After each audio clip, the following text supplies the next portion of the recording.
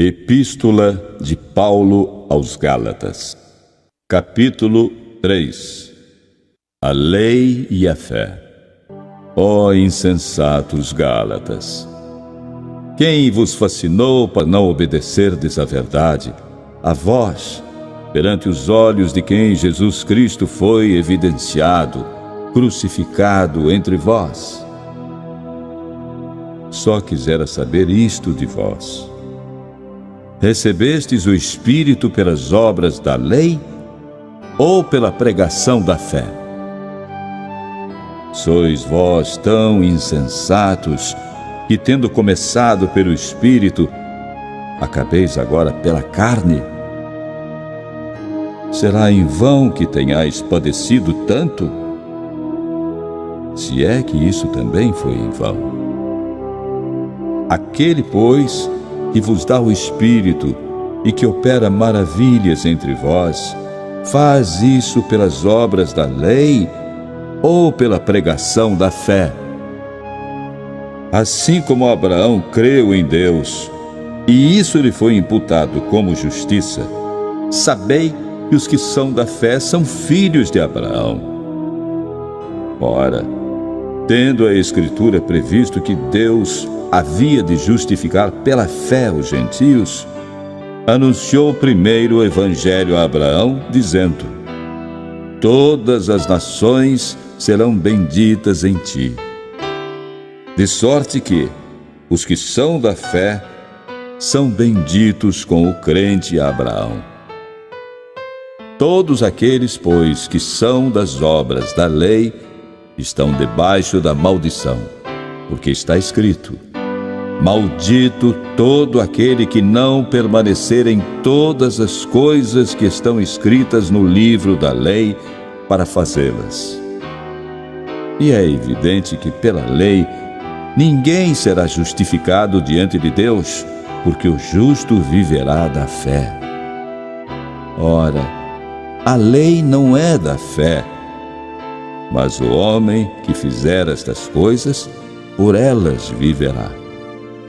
Cristo nos resgatou da maldição da lei, fazendo-se maldição por nós, porque está escrito: maldito todo aquele que for pendurado no madeiro, para que a bênção de Abraão chegasse aos gentios por Jesus Cristo, e para que pela fé nós recebamos a promessa do Espírito.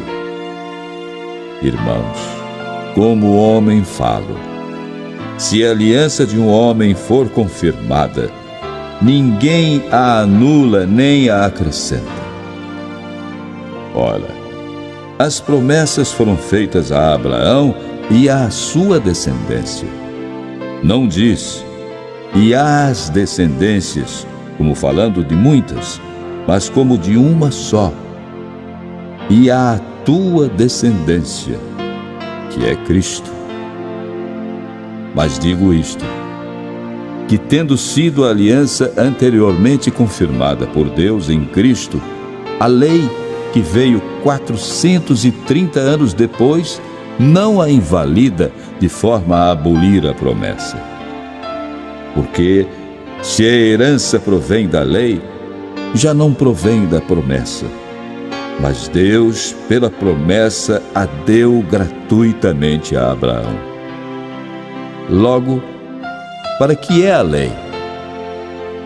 Foi ordenada por causa das transgressões, até que viesse a posteridade a quem a promessa tinha sido feita, e foi posta pelos anjos na mão de um medianeiro. Ora, o medianeiro não é de um só, mas Deus é um. Logo, a lei é contra as promessas de Deus? De nenhuma sorte. Porque se fosse dada uma lei que pudesse vivificar a justiça, na verdade, teria sido pela lei.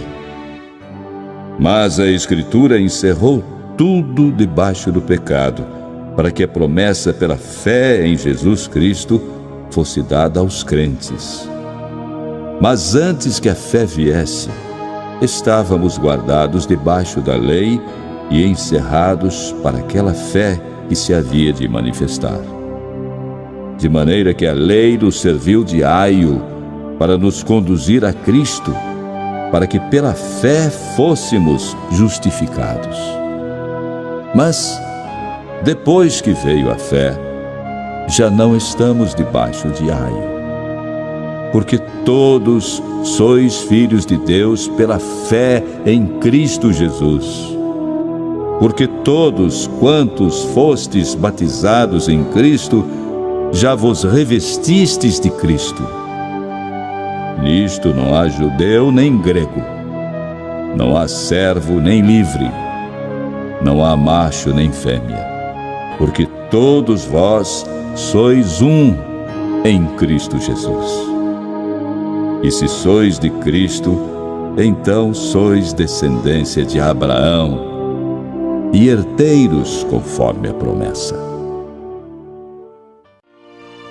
Digo, pois, que todo o tempo que o herdeiro é menino, em nada difere do servo, ainda que seja senhor de tudo, mas está debaixo de tutores e curadores até ao tempo determinado pelo Pai.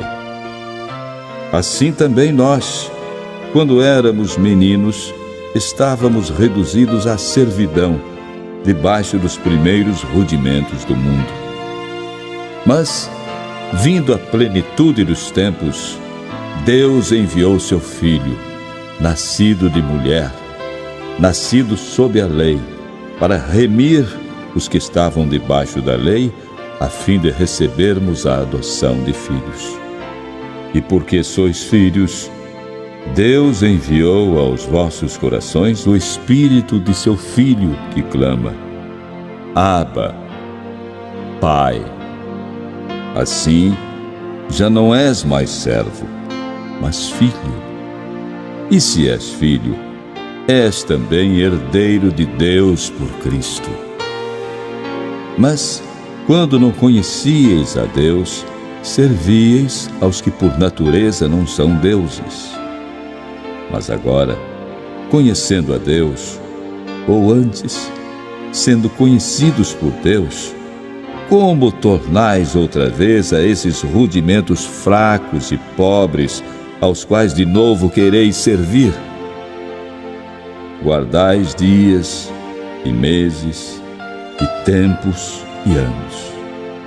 Receio de vós que não haja trabalhado em vão para convosco. Irmãos, rogo-vos que sejais como eu, porque também eu sou como vós.